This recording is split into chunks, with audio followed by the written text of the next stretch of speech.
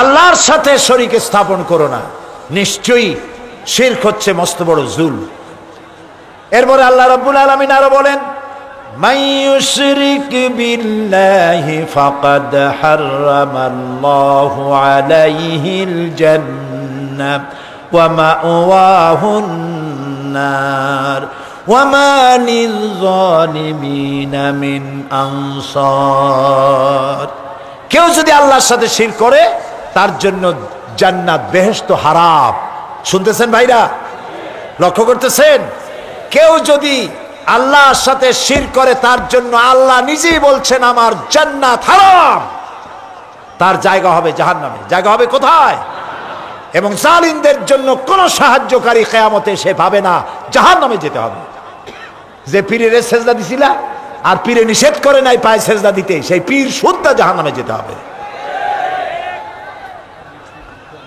মুমিন বান্দার প্রতি তাওহীদের ৫ম নম্বরের দাবি, সে আল্লাহর হুকুম পালনকারী বান্দায় পরিণত হবে। মুমিন বান্দা আল্লাহর হুকুম পালনকারী বান্দায় পরিণত হবে। কোরআনে কারিমে বলা হচ্ছে, ফাইলাহুকুম ইলাহু ওয়াহিদুন ফালাহু আসলিমু ওয়া বাশশিরিল মুখবিতিন। ফাইলাহুকুম ইলাহু ওয়াহিদ, অতএব তোমাদের ইলাহ হচ্ছেন এক। ইলাহ বলেন সবাই, এক। তিনি এক। হে নবী, সুসংবাদ দিন ওই সমস্ত মানুষদের প্রতি যারা নিষ্ঠাপূর্ণভাবে এক আল্লাহর সামনে আনুগত্যের মস্তককে অবনত করে দিয়েছে। আল্লাহ তাআলা বলেন, আফা গায়রা দীনিল্লাহি ইয়াবগুন ওয়া লাহু আসলামা মান ফিস সামাওয়াতি ওয়াল আরদি তাওআন ওয়া কারহা। আল্লাহ তাআলা বলেন, তোমরা কি আমার দেওয়া জীবন ব্যবস্থা ছেড়ে দিয়ে মানুষের তৈরি করা মতবাদ তালাশ করো নাকি? ওয়ালাহু আসলামা মান ফিস সামাওয়াতি ওয়াল আরদ, অথচ আকাশে যা আছে জমিনে যা আছে সবগুলি আনুগত্যের মস্তক আমার সামনে অবনত করে দিয়েছে। ওই চাঁদ হুকুম মানে কার? চিল্লায় বলেন। সূর্য হুকুম মানে কার? আকাশ বাতাস হুকুম মানে কার? সব আল্লাহর হুকুম মানছে।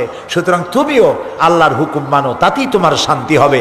আল্লাহর হুকুম বাদ দিয়া অন্যের হুকুম মতো চললে শান্তি হবে না।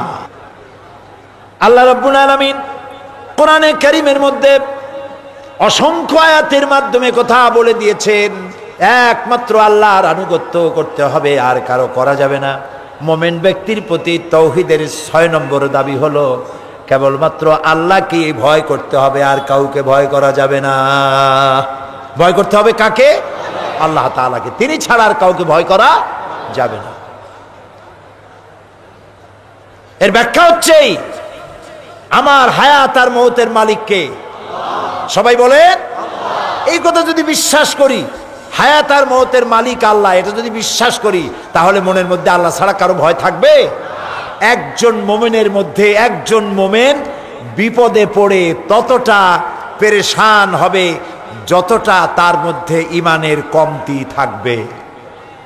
আবার বলি বোঝার জন্য, মনে রাখার জন্য, একজন মুমিন বিপদে পড়ে অতটা পেরেশান হবে যতটা তার ঈমানের কমতি হবে। যদি তার ঈমান মজবুত হয় যে আল্লাহ যা করবেন তার ফয়সালার এক চুল বেশি কিছু হবে না, এইটা যদি জানা থাকে, সে বীর পুরুষ হবে, সাহসী হবে, নির্ভীক হবে, আল্লাহর হুকুম অনুযায়ী সে তার কাজ করে যাবে। এই জন্য আল্লাহ রাব্বুল আলামিন বলেন, ইয়া আইয়ুহাল্লাযীনা আমানুত্তাকুল্লাহা হাক্কা তুকাতিহি ওয়া লা তামুতুন্না ইল্লা ওয়া আনতুম মুসলিমুন। হে বিশ্বাসীরা, আল্লাহকে ভয় করো, যতটা সম্ভব আল্লাহকে ভয় করো, আর মরে যেও না এমন অবস্থায় যে তখনও তুমি মুসলমান হয়ে সারোনি। পরিপূর্ণ মুসলমান হও, তার মানে মৌতের জন্য আপ টু ডেট থাকো। এখন যদি মৌত হয়, মৌতটা যেন ঈমানের সাথে হয়। আল্লাহকে এরকম ভয় করো, প্রকাশ্যে গোপনে, রাতে দিনে, সর্বাবস্থায় ভয় করতে হবে কাকে? আল্লাহ তাআলাকে, কারণ তিনি আমাকে দেখতে পাচ্ছেন। আল্লাহ রাব্বুল আলামিন বলেন, وَيَعْلَمُ مَا فِي الْبَرِّ وَالْبَحْرِ وَمَا تَسْقُطُ مِنْ وَرَقَةٍ إِلَّا يَعْلَمُهَا। আল্লাহ বলেন আমি স্থল ভাগে কি হয়, দরিয়ার অতল তলদেশে কি হয় সব আমি জানি। শুধু তাই নয়, পৃথিবীর কোন একটি গাছের পাতা যদি পড়ে যায়, কোন দেশের কোন গাছের কোন পাতা পড়েছে, আমি আল্লাহ রব্বুল আলামিনের কাছে তার খবর হয়ে যায়। পাতা পড়ার খবর যিনি পান, আমরা কোথায় কি করি তিনি তা টের পান না। এই জন্য কলিজার মধ্যে ভয় রাখতে হবে কার? জোরে বলেন, কেবলমাত্র আল্লাহকেই ভয় করতে হবে, আর কাউকে ভয় করা যাবে না।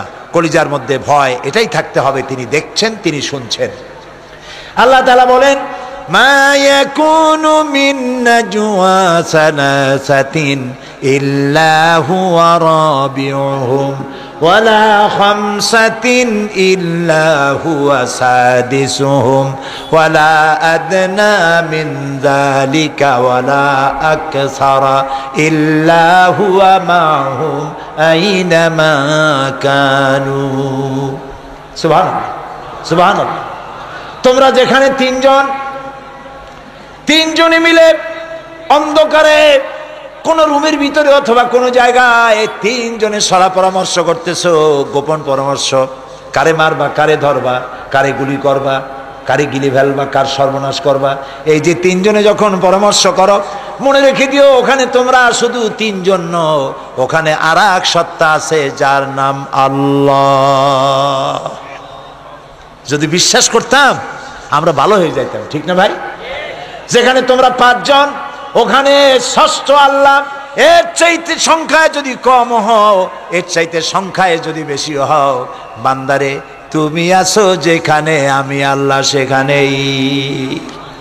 আল্লাহ এগুলি বিশ্বাস করার তৌফিক যেন আমাদেরকে দেন, আমরা বলি আমিন। মোমেন বান্দার প্রতি তৌহিদের ৭ নম্বর দাবি, কেবলমাত্র আল্লাহর কাছে হেদায়েত চাইতে হবে। হেদায়েত কেউ করতে পারবে না। পীর